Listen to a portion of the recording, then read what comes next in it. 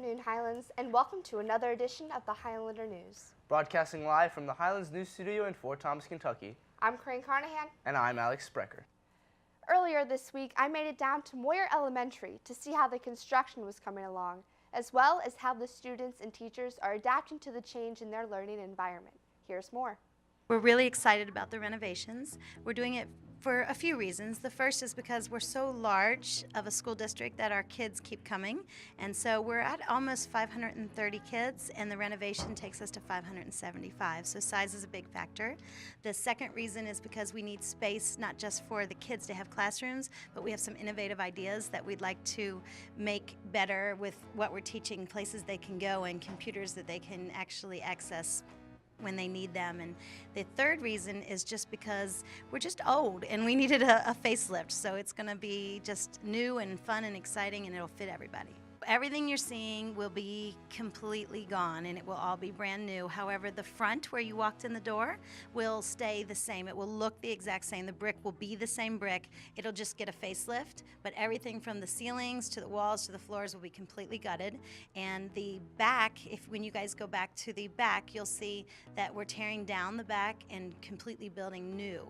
So when you look at the picture of the new building, you'll see that most of it is a brand new building, and then what isn't brand new is completely renovated. So this is our first year. We've almost survived year one, and there's 2 more after that, and a lot of movement. We have the gym in the trailers, so there's 4 large trailers that make up our gym, and then the 3rd, 4th, and 5th grade are all out in the mobile units as well.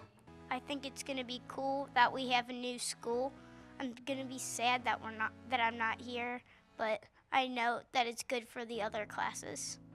I feel like having a new environment is going to energize our students and our teachers. I also feel like the space that we have, we can utilize so that kids can do group work more effectively. And also the furniture will all be new. So we're looking at some really innovative furniture that we can make into pods and desks and not just rows. So we're pretty excited about all of the above. I'm most excited about the new school because when we come back for senior day, I know it will be a big change. I just want to say that we're so thankful to the state of Kentucky. They're paying for this renovation, so largely our funds are coming from the state, and thankful that my teachers are rolling with the punches here. They're doing a great job, and my students don't seem affected at all, so I'm just thankful for the community at large. The construction is coming along very well and is expected to be finished in 3 years, making the students have a long wait. However, they know a new renovated school is worth it and are very excited for the change. Corinne, speaking of construction, have you seen out front with the circle? I know. I honestly don't know how they're going to get it done before May 29th. Well, that's the plan, and I'm sure it's going to look great for graduation. Yeah, lot of help. Make sure to turn in any late assignments you have because the 3rd quarter ends this Tuesday, March 8th, which also means the countdown to spring break begins. There will also be an HHS string concert Tuesday night. Make sure to come out and see what the strings program has been working on. Now, Trey, I heard that the dance team just got back from nationals. Tell me how they did. Well, they did a great job. You know, they placed 11th out of 28 teams out at nationals. I really just want to recap their season real quick. They placed 2nd in Pom and Hip Hop at Jam Fest and won state in the large varsity Pom division last weekend. Congrats on a great season, ladies, and I just really want to wish our seniors luck, and I'm really excited to see what next year's team can do. The men's basketball team season is officially over after losing to Newcath. Mitchell Kane was awarded the NKY Boys Basketball Coaches Association the Mr. Hustle Award. Congrats, Mitch, and we wish our seniors the best of luck in their future endeavors. The girls basketball team won districts and also won the first round of regional. They play this Saturday at NKU against Ryle at 12 p.m. Be sure to get out and support the Lady Birds. The swimming and diving teams each compete at state this past weekend. The teams overall finished in 12th place, and Owen Downard set a new record for 50-meter freestyle. Great job, guys, on a fantastic season, and we wish the seniors best of luck, and I can't wait to see what next year's teams can do. Here at Highlands, we value athletics. We got the chance to find out what sports mean to students.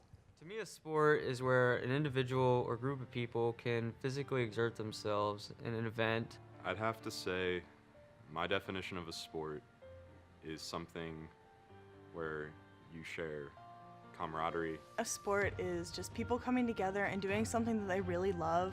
I believe the heart of sports really comes from competition.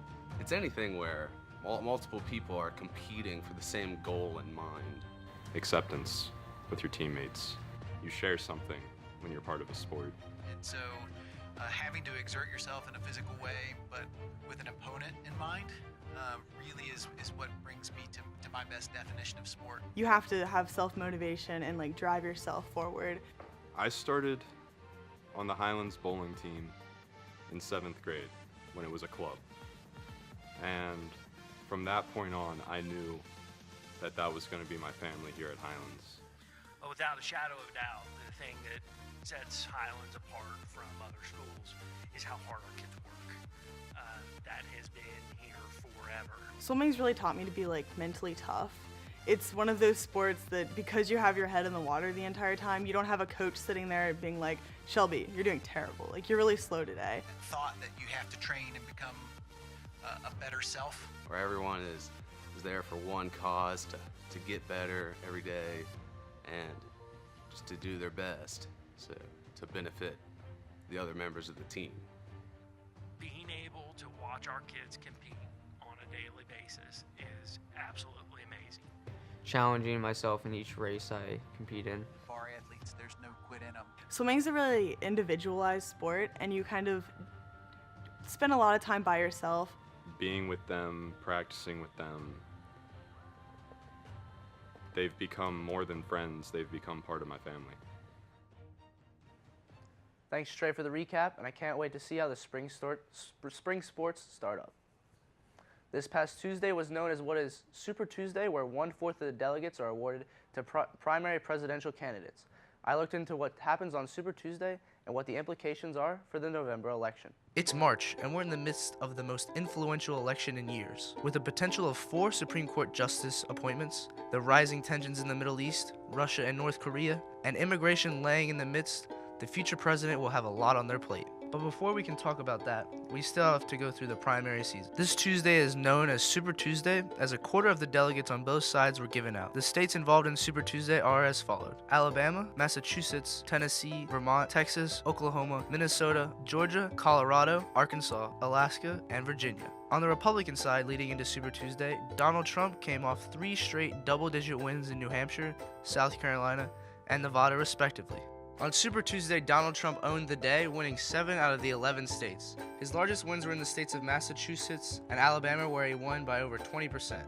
These decisive victories in both northern and southern, conservative and liberal, and rural and urban states make Trump the likely nominee for the Republican Party. Cruz came in second, winning 3 states, including his home state of Texas. Marco Rubio came in third, winning only Minnesota. But as 538 is reporting, Cruz and Rubio are significantly behind the number of delegates they need in order to win the nomination. On the Democratic side, the Bernie Sanders hype had seemed to be dying down before Super Tuesday, as Bernie came off of 2 straight losses in Nevada by 6% and South Carolina by double digits. Though the nature of Sanders' campaign looks as though the second half of March will be much more in his favor. Bernie won Vermont and Oklahoma, which were expected, and pulled out wins in Minnesota and Colorado, where expectations were high. Clinton's 7 victories, 6 of which were double-digit wins, make her the likely nominee for the Democrat side, though Sanders should not be ruled out, as his support nationally has been growing consistently over the last 3 months. The swing state primaries of Ohio, Illinois, North Carolina, and Florida will truly decide whether Bernie has a legitimate chance at the nomination. Unless we see a complete collapse of the Clinton campaign or an anti-Trump push by the Republican establishment, it is beginning to look like a Clinton-Trump matchup is what we'll see in November.